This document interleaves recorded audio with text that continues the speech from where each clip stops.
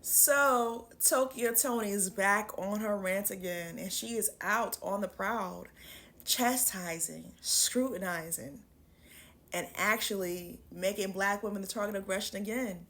This time around, she's saying that black women are the reasons why black men choose to involve themselves and be in relationships with transgenders. I was blown away when she said that. I said, excuse me?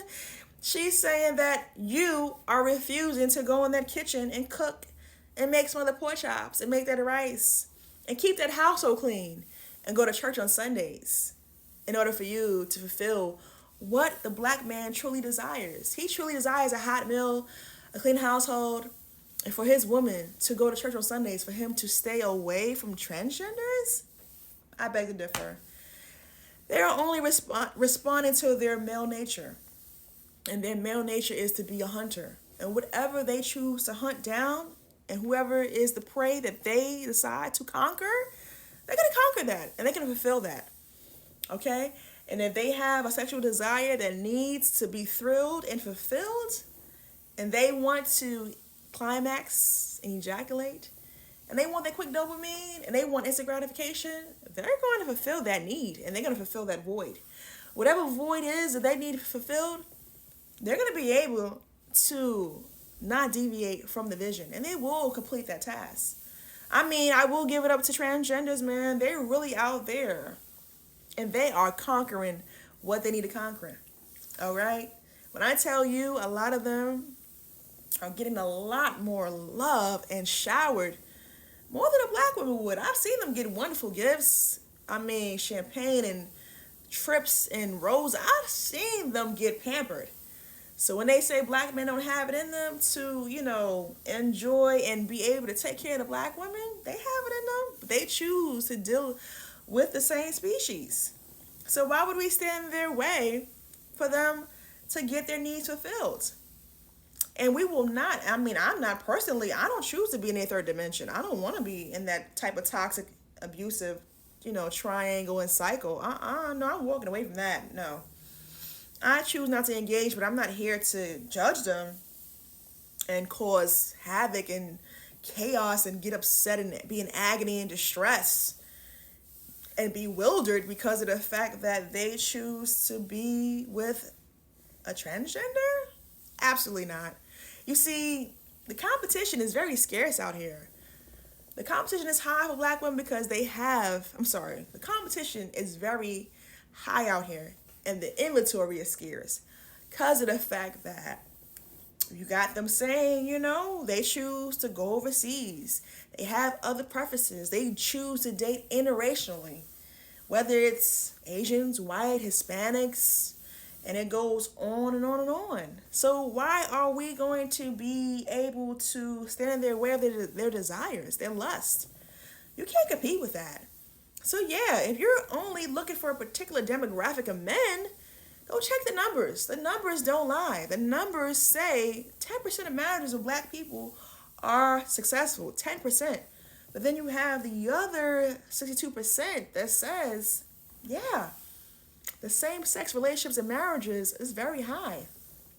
So why would you want to compete with that? That's nothing to compete with. It's almost impossible to compete with that. And the inventory is definitely scarce. So I choose to walk in my light. And I know that I choose to accept things that I cannot change and accept things that I can. And I have the wisdom and the courage, and I know the difference. So I would never be out there making a fool of myself and saying, oh my God, black man, why are you in this relationship with this transgender women, and why are you outside of your race? Don't you know my smothered pork chops and my rice and my clean house and my church days on Sundays is going to keep you from cheating and getting new supply? Absolutely not. I choose to walk in my light, and I'm never going to put myself out there to embarrass myself and humiliate myself in that kind of manner. I think more of myself than that, and I think very highly of me, and I love myself. I love who I look like in the mirror, and I like who I look like when I'm naked as well. So I love me. You will never catch me doing that, because I keep my head held high and my chin is up. And my confidence may not always be confident every day, but we strive every day to keep it at least to above 50%. So understand this, Tokyo. The smothered pork chops and the rice and a clean household and going to church on Sundays, it's not going to cut it nowadays. Okay, you have to be able to understand when you're ready to jump into the third dimension, you have to understand there's other supply that's out there. And they're going to conquer their other supply. Whether you are making hot pork chops and rice and good pasta and spaghetti and those biscuits, they're going to choose to fulfill their desires. So, like they said, we only have one life to live.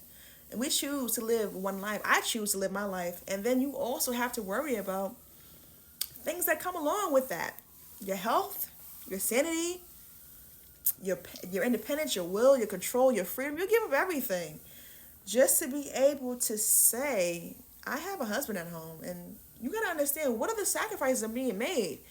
I'm not going to tell you the 100% truth of the sacrifice they have to make. And you do have to make sacrifices. And sometimes the sacrifices are even being made whether you say yes or no. Because sometimes they will make the sacrifices behind your back. So you need to know that this is not up for the weak. If you choose to play in the devil's playground, get ready to get your hands a little dirty, okay? And you're going to have to understand that that knife will be in your back. And it might stay there for a while until you're ready to let go or be dragged. So, Toni, if you really think the smothered pork chops and the rice and going to church on Sundays is going to bring that man home, wow, you've been misinformed. You got to wake up. But, you know, when you're dealing with a male worshiper who chooses male validation, you can't compete with that. There's no way to compete with that. And you have to know that they have a movement out there for these women that are advocating. They want us to go back to these toxic relationships. They want to draw us back into it. I don't know what's the sick need of it. It's a little scary out there. It's very creepy. And it's concerning. It's a little disturbing to me. And it's making me sit back and I'm going to observe what's really going on. I'm going to do my research and I'm going to be out there doing the work. And I'm going to find out what's really going on. And then when I see the rhetoric and the movement going, I'm wondering, where is it going and where is it going to end at? And how?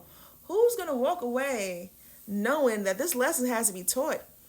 And sometimes we are humans of flaws, mistakes, poor decisions, and bad decisions. Sometimes it can cost us our lives. But do we live our days of our lives being in fear? I'm not in fear. I have clarity. I know where I stand at with the black man. And I'm okay with where I'm at with my life. And I'm going to continue to walk in my light. And my path is clear. So I know those smothered pork chops and that white rice and going to church on Sundays, keeping the house so clean is not going to keep that man from getting a supply. He's going to find a supply. He's going to fulfill his needs.